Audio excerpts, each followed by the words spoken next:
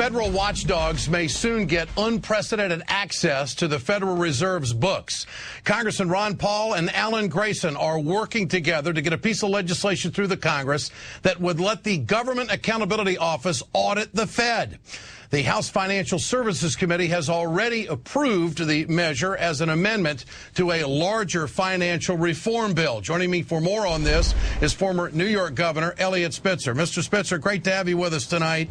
Ed, great to be here once again. Thank you. This would be a can of worms opened up that we've never seen before in this country. How dangerous is this, or should I say, how important is it? What do you think? I think it is critically necessary because the more we look at what the Fed did over the past year or two, and the AIG bailout is just merely one example of that, the more we have serious questions about what it has done with our money, what the structure is that it is rebuilding, a flawed structure of financial services, and therefore necessarily we should be asking questions: why, where did the money go, what was the rationale for what you did? And this bill merely gives Congress and the GAO the opportunity to ask questions. What could be more basic or more appropriate than that? Governor, what would be the first thing you would want to look for? If you had access to the books, what would you look at? The first thing I would ask, and I would put Tim Geithner down, put him under oath, and Ben Bernanke and all the others, and say, explain why you gave AIG counterparties 100 cents on the dollar.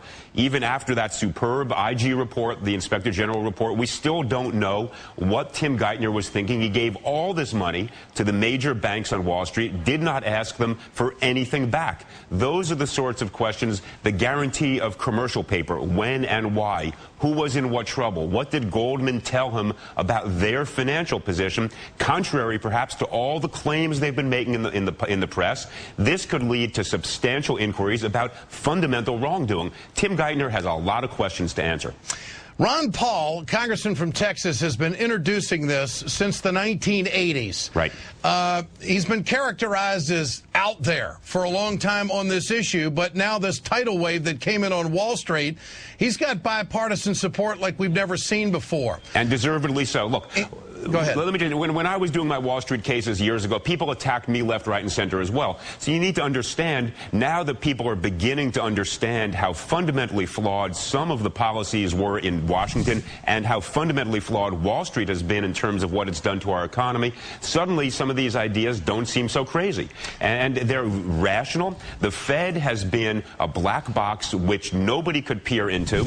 They claimed, don't politicize us. And let me tell you something, Alan Greenspan was one of the most political people ever to run the Fed. He did what President Bush wanted him to do, raise taxes, lower taxes. Alan Greenspan always supported the White House. He was political. So let's get this out in the open, ask the hard questions, and have the conversation. That is what this discourse should be all about. And Mr. Bernanke is on record saying that it would hurt the independence of the Fed. Your thoughts on that? I think that's just a red herring, silly argument. And Ben, come on. Let's be honest about this. There are, of course, certain things, certain pieces of information about particular companies that should not be made public. But for you, as the chairman of the Fed, you need to explain what you're doing, how you're spending tax dollars, what you are asking of the companies whom you're giving billions of dollars. That is basic and fundamental to the transparency of the financial services system. And the notion that this would politicize it is simply silly.